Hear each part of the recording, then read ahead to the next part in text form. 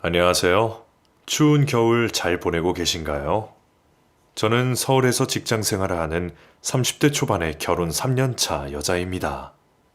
사연을 쓸까 말까 고민을 많이 했는데요. 그래도 제 묵혀두었던 아픔을 불특정 다수의 여러분에게 풀어내면 한결 나아질 것 같아서 용기를 내어 글을 쓰게 되었습니다. 시댁살이라는 거 말로만 들어봤지 제가 그런 식으로 겪게 될 줄은 정말이지 꿈에도 몰랐어요. 저에게 끔찍한 기억으로 남아있는 이야기를 풀어내 보겠습니다. 우선 남편과 저는 대학 동기의 소개로 만나게 되었어요. 대학 졸업 후 사회 초년생이었던 때였습니다. 원하던 회사에 입사해서 행복했어요. 비록 당시에는 인턴으로 합격한 것이었지만 열심히 하면 정직원이 될 수 있다는 생각에 열심히 일을 배우려고 했습니다. 하지만 초반에 일을 배우면서 자잘한 실수들을 할 때면 제 자신이 너무 싫어지고 괴로웠습니다. 당시에는 그리 큰 실수가 아닌데도 왜 그리 걱정이 많았던지 연애는 생각이 없었어요. 연애를 하면 감정 소모를 해야 하는데 그럴 정신이 없었거든요. 대학 동기가 만나자고 해서 나간 자리에 제 남편이 있었습니다. 동기가 우연히 저희가 만나기로 한 카페에 갔다가 동네 친구였던 남편을 만나서 대화를 나누고 있던 것이었어요. 저는 좀 불편하고 당황스러워서 그냥 집으로 갈까 했는데 대학 동기가 나이도 같고 하니까 편하게 놀자고 저를 붙들었습니다. 서희야, 내 친구 동현이야.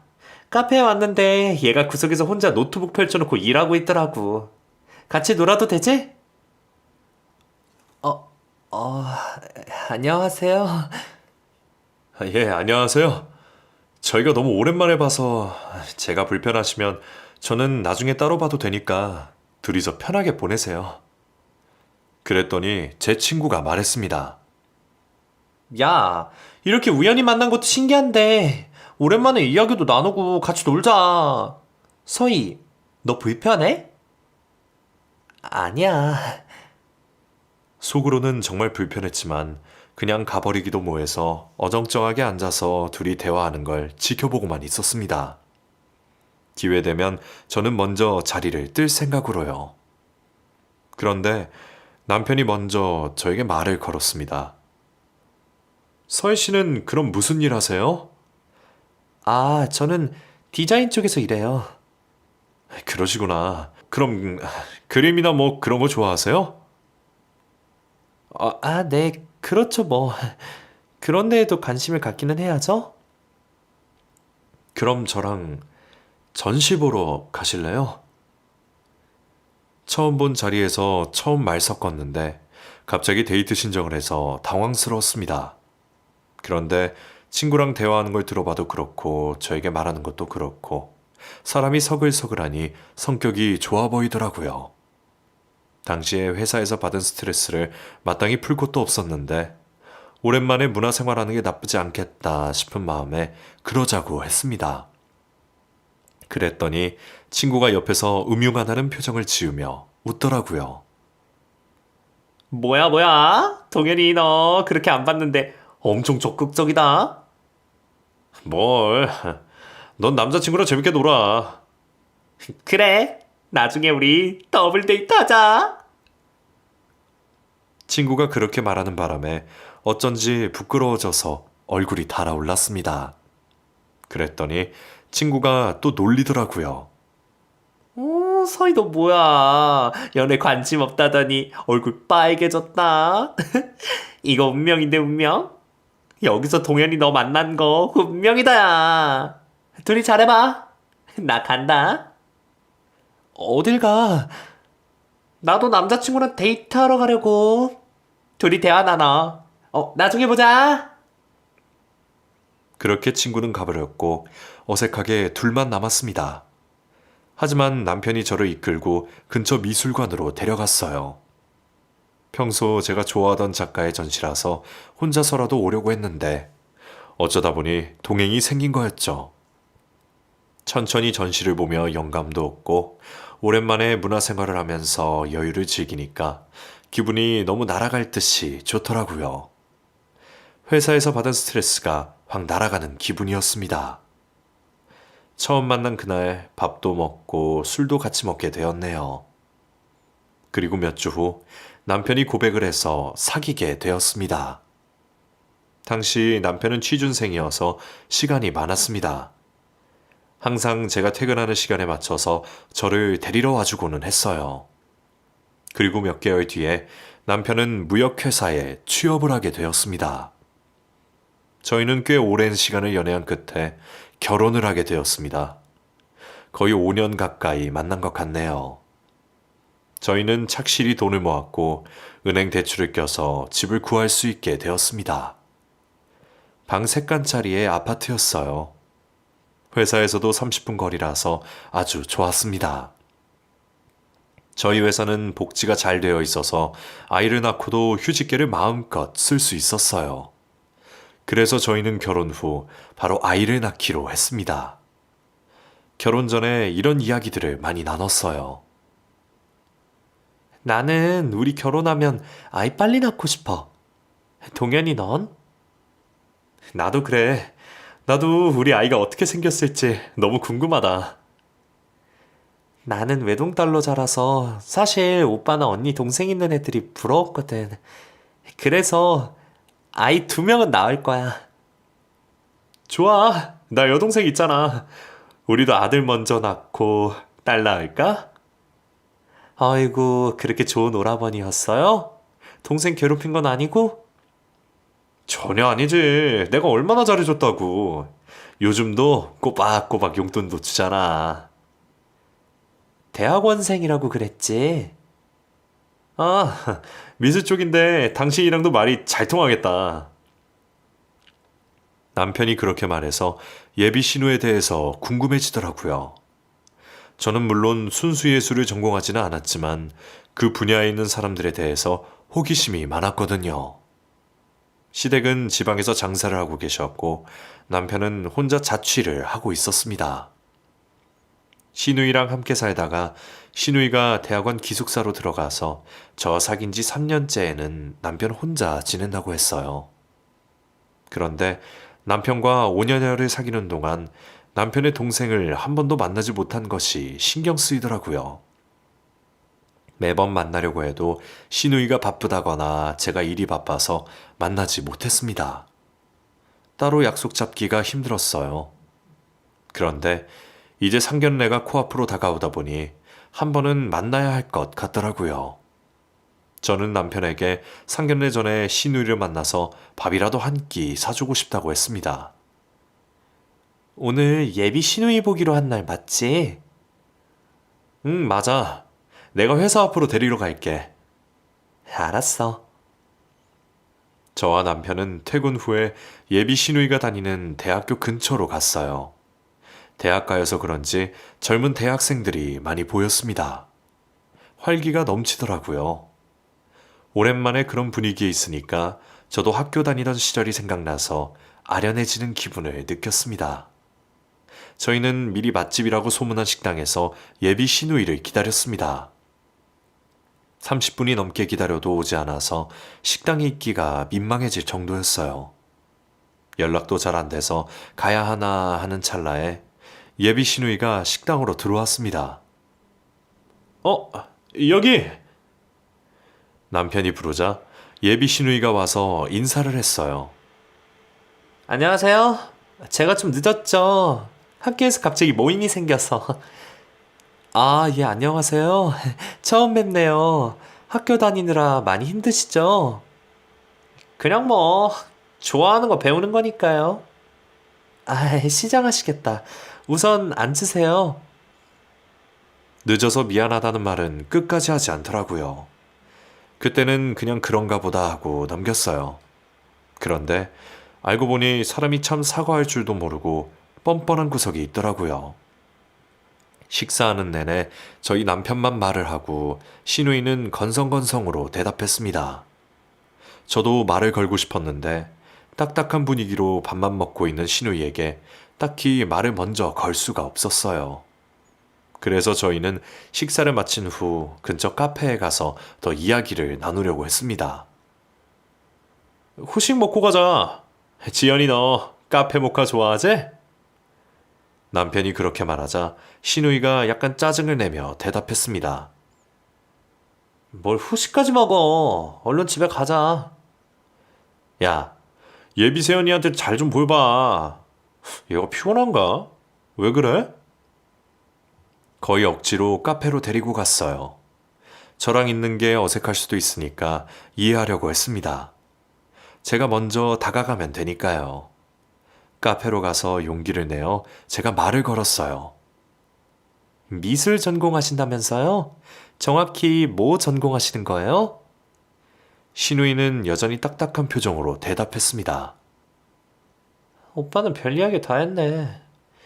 아, 저 예술학 전공이에요. 대학은 회화학과 졸업했고요. 아, 그럼 대학원 졸업하시면 뭐 전시장에서 일하시는 그런 거 하게 되는 건가요? 저는 분위기를 풀어보려고 애쓰면서 그렇게 물었어요.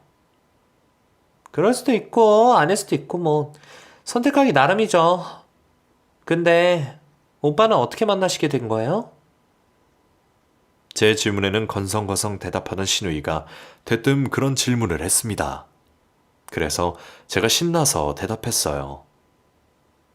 친구랑 만나러 간 자리에 이 사람이 우연히 와 있어서, 그때 만났죠. 부끄럽네, 이런 얘기하기. 그렇구나. 그리고 또 대화가 단절되었습니다.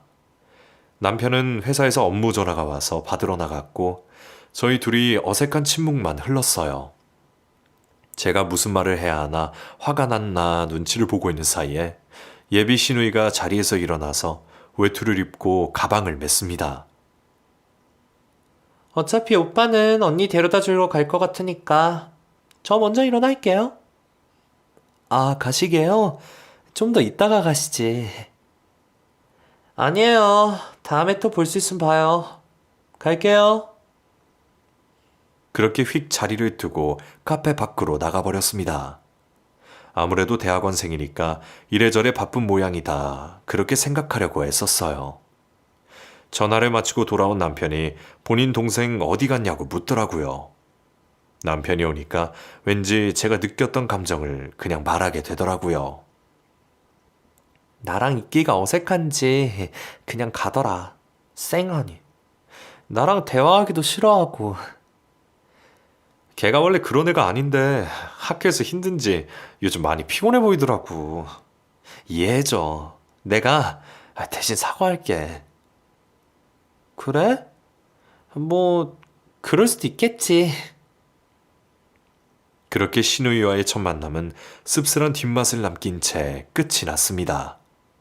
그리고 결혼식 전날까지 한 번도 보지 못했습니다. 결혼식에서야 겨우 볼 수 있었어요. 그나마도 잠깐 스치듯이 인사한 게 다였습니다. 원래 좀 차갑고 냉정한 성격인 건지 신우이 노릇하는 건지 뭔지 모르겠더라고요. 남편 말로는 졸업 논문을 준비하느라 바쁘다고 하는데 제 눈에는 뭔가 있는 것 같았어요. 아무튼 상견례까지 잘 마치고 결혼식을 올린 후 저희는 저희만의 보금자리에서 신혼생활을 시작하게 되었습니다.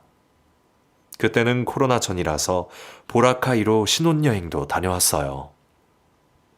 5년을 근속하고 휴가 때 여행도 안 가면서 열심히 일하다가 신혼여행을 휴양지로 가니까 너무 좋더라고요. 남편도 저도 편히 쉬다가 왔습니다.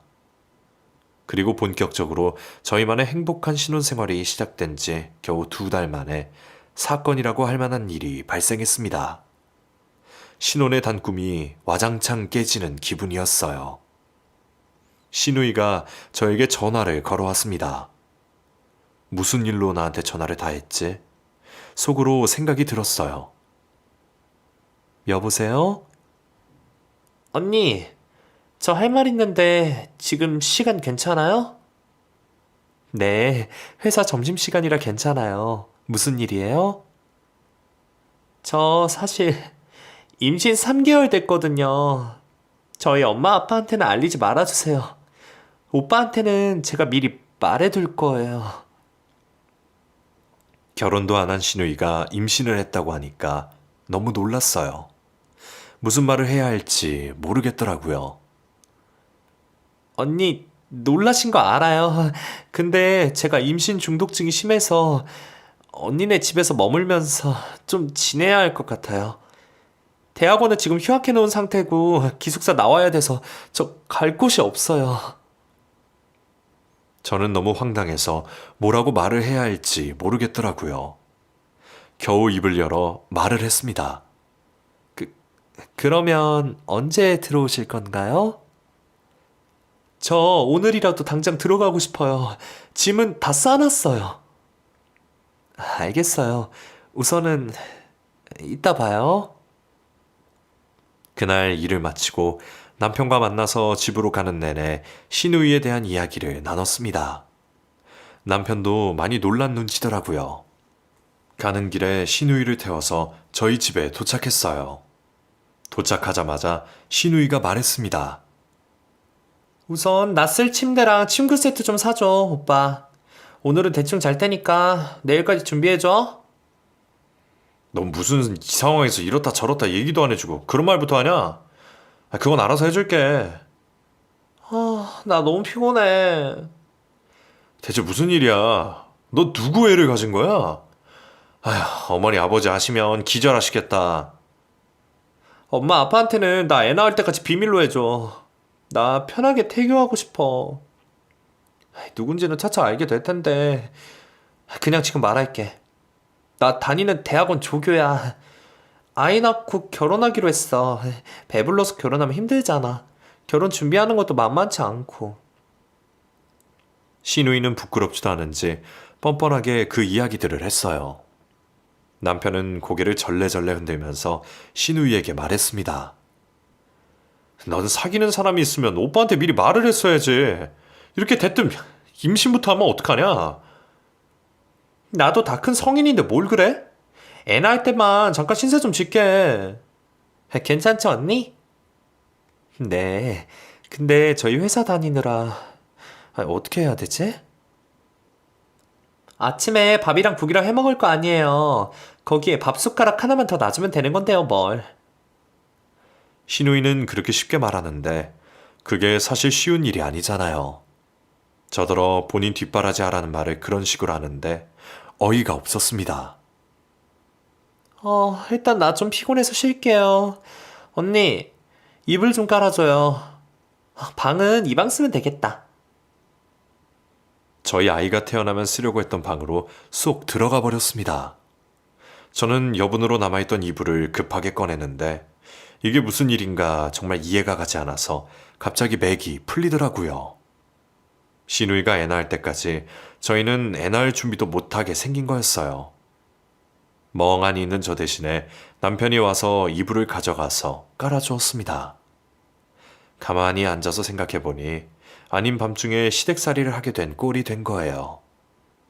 저는 안방으로 가서 남편에게 이게 대체 무슨 일이냐고 어떻게 해야 되냐고 물었습니다. 나 지금 정신이 하나도 없다. 아가씨, 도대체 무슨 말을 하고 있는 거야? 아니 얘가 왜 저렇게 경솔한 행동을 한 건지 나도 이해가 안 가네. 여보, 미안해. 몇 개월만 좀 신경 써주자. 아침밥은 번갈아 가면서 하던 그대로 하면 되고 어차피 퇴근하면 나 있으니까 내가 잘 돌볼게. 말이 그렇지 남편은 본인 동생이니까 편할지 어떨지 모르겠지만 저는 생판 남을 저희 집에 들여서 같이 사는 거라서 너무 불편했습니다. 남편 말대로 다음날 아침은 남편이 된장국과 미역무침 등 반찬을 해주었습니다. 시누이가 아침 일찍부터 나와서 그 모습을 지켜보고 있더라고요. 저는 씻고 나와서 옷을 갈아입고 남편이 차려준 밥을 먹으러 식탁에 앉았습니다. 그러자 썩은 표정으로 팔짱을 끼고 앉아있던 시누이가 이렇게 말했습니다. 아니, 밥을 왜 오빠가 해? 언니는 뭐하고? 오빠가 밥을 왜 해? 참, 어이가 없네. 이게 무슨 꼴이야, 오빠? 넌 말을 왜 그런 식으로 하냐? 우리 원래 식사당번 돌아가면서 해. 그리고 아침에는 시간 없어서 대충 때우고 갈 때도 많고. 너 때문에 이렇게 차려준 건데 그냥 군말 없이 먹어. 뭘 잘했다고? 남편이 저 대신에 그렇게 말을 해주었습니다. 왠지 속이 후련하더라고요. 그래도 남편은 제 편이라서 다행이라고 생각했어요. 시누이는 여전히 굳은 표정으로 말했습니다. 나 임신한 사람이야. 앞으로는 제대로 챙겨줘. 언니가 해주면 더 좋고요. 오빠가 무슨 요리를 해. 맛도 없게 생겼구만. 그러면서 밥을 우걱우걱 퍼먹기 시작했어요. 이게 바로 말로만 듣던 시집살이인가 싶었습니다. 저는 제 집에서 시집살이를 하게 생겼던 거예요. 시누이가 입덧을 한다느니 임신 중독증이라느니 하는 말은 저희 집에 들어와서 지내려고 한 거짓말이었던 모양인지 밥을 2그릇이나 해치웠습니다. 저는 그런 시누이를 보면서 속으로 생각했어요.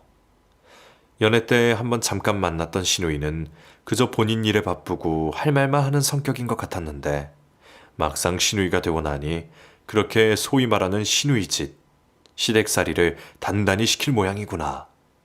뒤통수를 맞은 기분이었습니다. 그날은 정말 같이 산 첫날부터 스트레스였습니다. 그럭저럭 2달 동안은 남편 덕분에 크게 눈치는 보지 않고 지냈어요. 불편하기는 했지만요. 남편과 저 둘이 하던 대로 아침마다 식사 당번을 바꿔가면서 밥을 해주었습니다. 시누이는 어디 외출도 잘하지 않고 집에서 주는 밥 잘 얻어먹었어요. 이렇게만 지나면 별 탈이 없이 그냥 시누이 아이 낳을 때까지 참고 지낼만 하다고 생각하고 있었습니다. 그런데 남편이 갑작스레 외국 지사에서 일이 잡혀서 거기서 3개월가량을 지내다 와야 한다고 했습니다. 무역회사에서 일하다 보니 그런 일이 가끔 있기는 했는데 하필 이 시기에 그런 일정이 잡히다니 너무 원망스러웠어요. 저 혼자 감당해야 될 앞날이 캄캄했고요. 그래서 제가 남편에게 울기 직전의 표정으로 말했습니다. 꼭 당신이 가야 돼? 나만 두고 가면 어떡해. 미안해. 내가 맡은 일이라서 어쩔 수가 없어. 내가 지연이한테 잘 말해놓을게. 어차피 당신 출근하고 그러면 잘 마주칠 일도 없을 거야. 마주칠 일이 없긴. 지금도 너무 불편해 죽겠는데. 내가 밥 해주면 맨날 표정 그리는 거 못 봤어? 그럼 어떡하냐. 쟤 지금 갈 데도 없는데. 저는 괜히 애꿎은 남편에게 화를 내게 되었습니다. 시집살이도 이런 시집살이가 없다. 미안해. 내가 선물 좋은 거 사올게. 그게 문제야? 3개월이나 둘이서 어떻게 해? 어머니 아버지한테는 아직도 비밀인 거야? 우리 부모님이 너무 보수적으로 애를 키우셔서 지금 이 사실 알리면 야단 날 거야. 차라리 애 낳고 말하는 게 낫지. 어차피 그 사람이랑 결혼도 한다고 하니까 그때 되면 못 이기는 척 이해해 주실 거야. 쟤도 그때를 기다리는 거고. 모르겠다. 너무 피곤한데, 나도. 2주 후에 남편은 결국 일 때문에 해외로 나가고야 말았습니다. 저는 매일 아침마다 바빠 죽겠는데 시누이 밥 차려주느라 출근 전부터 진이 빠졌어요. 그래도 시누이는 손끝 하나 움직이지 않고 바다만 먹더라고요. 밥을 먹으면서도 책이나 읽고 저와 대화도 하지 않았습니다. 고맙다는 말 정도는 할 수 있는 거 아닌가요? 어느 날은 시누이가 이렇게 말했습니다. 임신하니까 식욕이 왜 이렇게 생기는지 몰라. 언니도 임신하면 맛있는 거 많이 해 먹어요. 지금은 오빠 출장 가서 애도 못 갖겠지만. 근데 언니 음식 솜씨 많이 늘었다. 다 내 덕분인 거 알죠? 정말 입술을 꼬집어주고 싶도록 얄밉게 말하더라고요.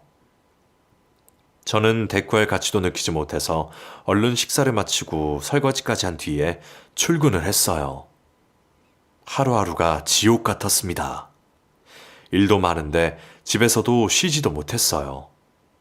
퇴근 후에는 시누이 저녁까지 챙겨줘야 했어요.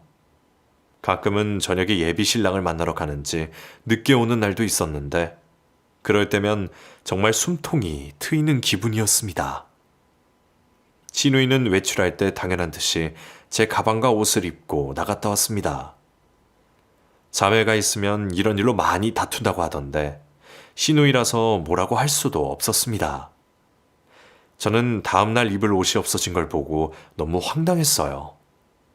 그리고 본인 마음에 드는 옷이나 가방은 자기 방에 두고 저에게 돌려주지도 않았어요. 정말 미치고 팔짝 뛸 노릇이었습니다. 하루는 제가 가방을 달라고 말하자 신우이가 언짢은 듯이 대답했어요.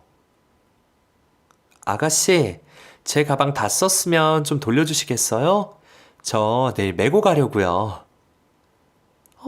그것 좀 빌려 쓴 거 가지고 되게 뭐라고 하네. 알았어요, 알았어. 주면 되잖아요. 쪼잔한 성격이래, 정말.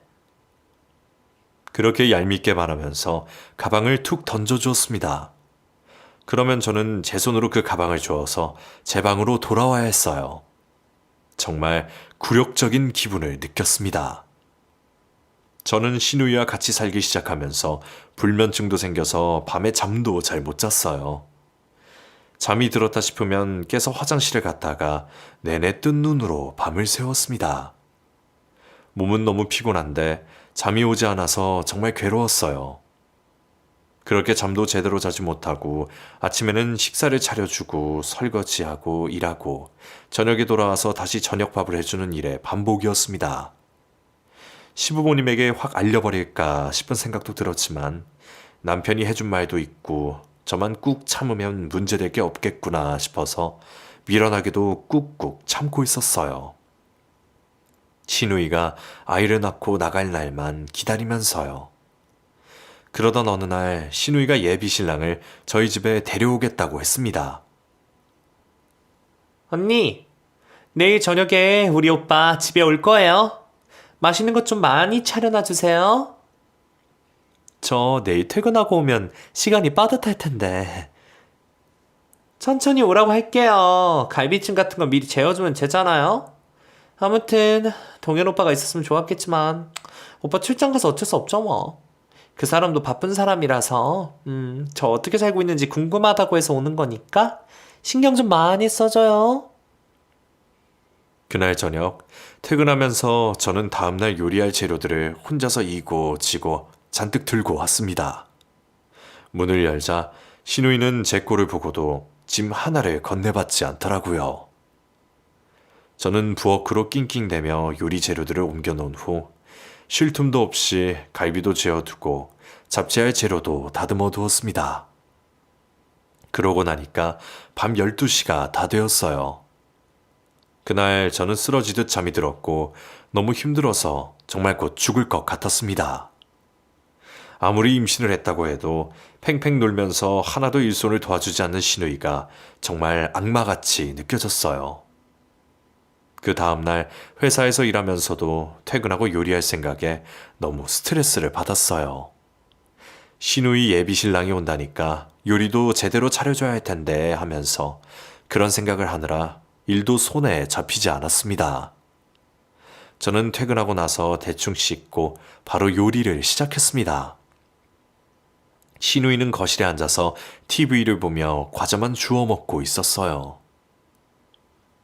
언니, 오빠 8시에 온다고 했으니까 그전에는 준비 끝내주세요. 네, 열심히 하고 있어요. 좀 도와주면 금방 끝날 텐데. 혼잣말을 하면서 저는 열심히 요리를 했습니다. 그날 어쩐지 컨디션이 너무 안 좋았어요. 열도 나는 것 같고 몸살 기운이 느껴졌는데 그래도 신우이 예비 신랑이 온다고 하니까 시댁에 인사 오는 거 아니겠어요. 열심히 요리를 했습니다. 요리를 상에 다 차리고 나자 신우이의 예비 신랑이 도착했어요. 마치 기다렸던 사람인 양 등장하더라고요. 오빠, 잘 찾아왔네? 얼른 와. 내가 맛있는 거 해놨어. 아휴, 실례합니다. 안녕하세요. 저 지연이 남자친구입니다. 이렇게 인사드리게 되네요. 형님은 안 계신가요? 네, 남편은 출장 가서 한 달 후에 나올 거예요. 식사 맛있게 하세요. 신우이는 뚫린 입으로 잘도 거짓말을 하고 있었습니다. 저는 지쳐서 입만도 없었어요. 그래서 밥 다 먹는 것만 기다렸습니다. 소파에 앉아 있는데 몸이 점점 안 좋아지는 게 느껴졌어요. 옆구리도 아프고 열이 나서 누워있고 싶었어요. 하지만 손님이 왔으니 누워있을 수도 없었습니다. 식은땀까지 나더라고요. 저는 아픈 몸을 이끌고 다 먹은 밥상을 치우고 과일과 차를 내어주었습니다. 그리고 둘이 어떻게 만난 건지 예의상 물어봐야 할 것 같아서 질문을 했어요. 두 분은 어떻게 만나게 되신 거예요? 아, 예. 제가 대학원 조교로 있는데 사귄 지는 얼마 안 됐어요. 지연이가 먼저 저 좋다고 고백해서 사귀게 되었는데 그날 실수로. 오빠는 뭐 그런 얘기까지 해. 됐어. 과일이나 먹어. 그럼 두 분 대화 나누세요. 저 설거지 좀 하고 올게요. 저는 몸이 안 좋아서 기절할 지경이었는데 쌓인 설거지를 그냥 두고 잘 수는 없어서 설거지를 하기 시작했습니다. 그리고 설거지를 하다가 정말 정신을 잃어버렸어요. 그리고 눈을 뜨니 병원 침대더라고요. 언니, 괜찮아요? 뭐야? 제가 여기 왜 있어요? 갑자기 쓰러져서 119 부르고 난리 났잖아요. 이게 뭐야. 피곤해 죽겠네. 의사가 다가와서 말했습니다. 급성 신우신염이시네요. 일주일간 입원하셔서 푹 쉬시고 약 잘 드시고 물 많이 드셔야 돼요. 아마도 스트레스를 많이 받아서 면역력이 떨어져서 신우신염에 걸린 게 아닌가 싶은 생각이 들었어요. 신우이는 피곤해서 집에 가겠다고 가버렸습니다. 저는 경기도에 사는 저희 엄마에게 전화를 걸어서 필요한 물품들을 챙겨서 병원으로 와달라고 부탁했어요. 엄마가 오셔서 깜짝 놀라셨습니다. 아니, 너 이게 무슨 일이니?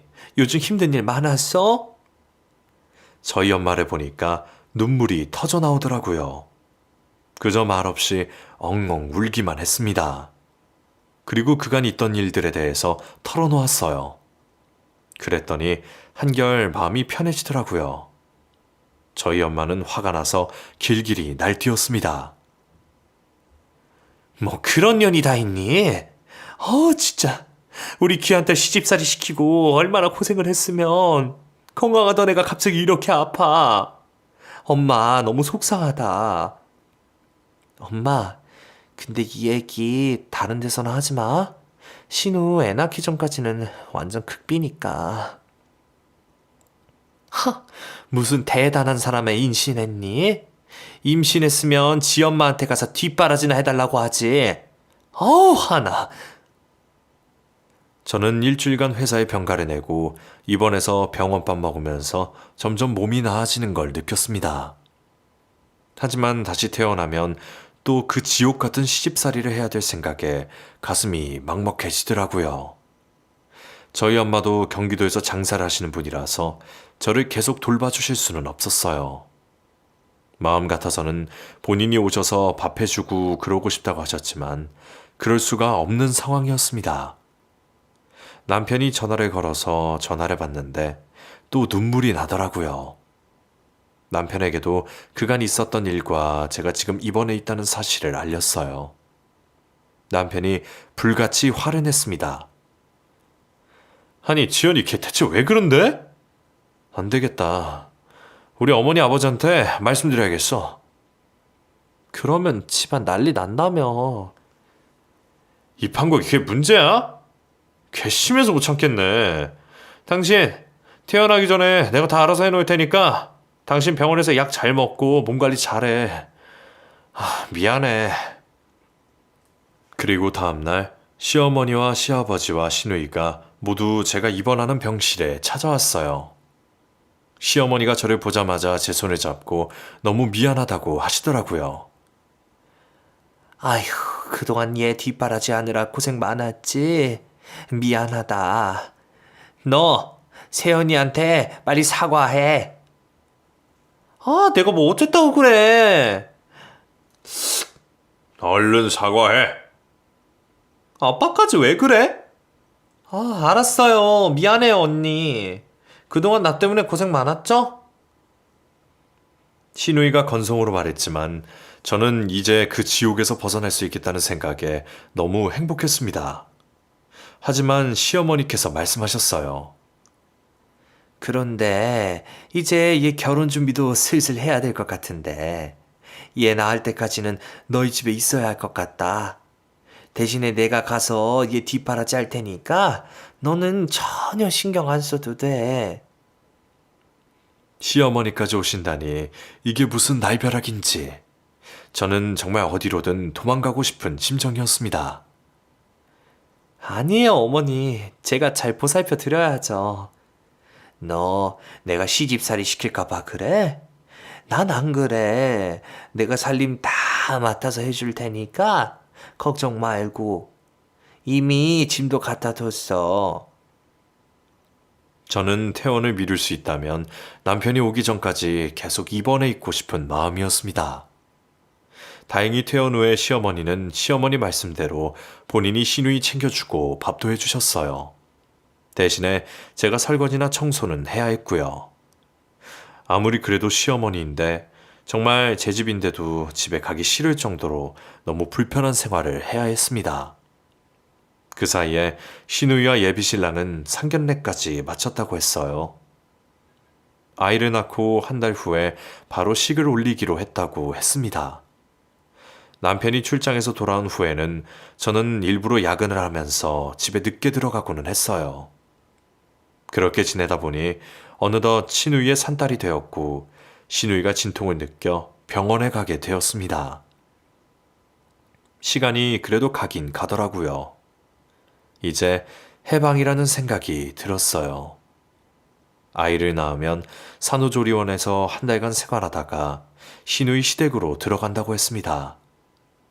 그런데 아이를 낳고 일주일 후에 상상도 못할 일이 생기고 말았습니다. 저희가 병문안을 갔는데 시누이의 예비 신랑이 난리를 피우고 있더라고요.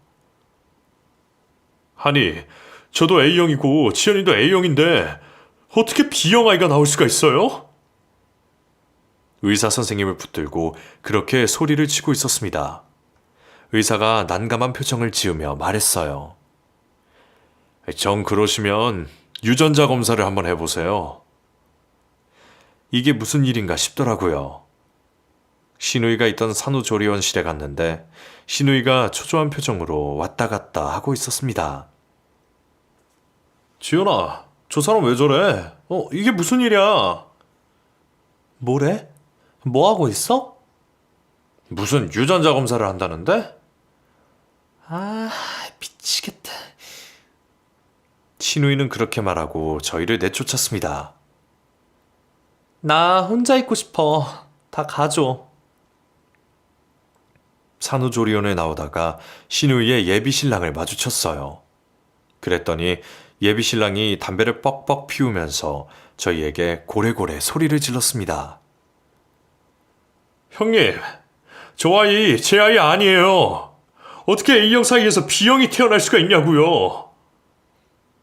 아니, 그게 무슨 소리야. 저 이거 가만히 못 넘어갑니다. 내일 유전자 검사 결과 나오면 파혼하고 소송까지 할 거예요. 사기를 쳐도 어떡해. 사람 죽일 듯한 표정으로 서 있는 그 사람을 보고 저희는 무슨 영문인지 모른 채로 그 자리를 피해야 했습니다. 다음날 시부모님이 올라오셨어요. 그리고 산후조리원에서 시누이와 함께 있는데 시누이 예비 신랑이 찾아왔습니다. 그 전날처럼 눈을 부라리면서 이야기를 하더라고요. 이거 보세요, 이거. 제 아이일 확률이 거의 없다고 나와 있어요. 그럼 저 아이는 누구 아입니까? 저희 시부모님은 당황해서 어쩔 줄을 몰라 하셨습니다. 그리고 시어머니가 시누이에게 말했어요. 지연아, 이게 무슨 소리야? 김서방애가 아니라고? 아니에요, 어머니. 지연이 너 그동안 날 감쪽같이 속인 거야? 아니야, 나 속인 적 없어. 난 정말 오빠인 줄 알았는데. 신우이 예비신랑이었던 사람이 또 한 번 고래고래 소리를 지르고는 나가버렸습니다. 나 그냥 못 넘어가. 이거 소송할 거야, 너. 그 사람이 간 후에 들은 이야기로는 신우이가 사실 대학원 동기와 사귀고 있었는데 대학원 동기가 헤어지자고 하는 바람에 홧김에 조교를 만나서 하룻밤을 보냈고 그 후에 임신을 한 줄 알았다고 했습니다. 그런데 알고 보니 아이는 그 전에 사귀었던 대학원 동기의 아이인 것 같다고 말했어요. 그러면서 눈물을 뚝뚝 흘리더라고요. 저희 시부모님은 신우이에게 역정을 내줬습니다. 아이고, 동네 창피해서 내가 살겠냐? 너 어떡할 거야? 그래 놓고 세연이 고생은 다 시키고. 세연이한테 사과해. 언니, 미안해요. 신우이가 울면서 말하는데 별로 감흥은 없었어요. 그리고 제가 말했습니다. 저한테 미안한 것보다 지금 수습해야 할 일이 많은 것 같네요. 그 후로 정말로 소송이 진행되었습니다. 시부모님은 지방에서 장사도 잠시 접어두고 올라오셔서 신우이 뒷바라지 하느라 고생이 많으셨어요. 소송이 진행되었지만 신우이는 속일 생각이 없던 것으로 돼서 위자료도 필요도 없게 되었습니다. 다행인 건지 신우이의 예비신랑은 그렇게 바득바득 일을 갈면서 신우이에게 줬던 선물들을 다 뺏어갔다고 합니다. 그럴만도 하죠. 누구라도 그런 황당한 일을 겪으면 뭐라도 보상을 받고 싶어서 안달이었을 거예요. 그 정도로 끝난 게 다행이라고 봐야죠.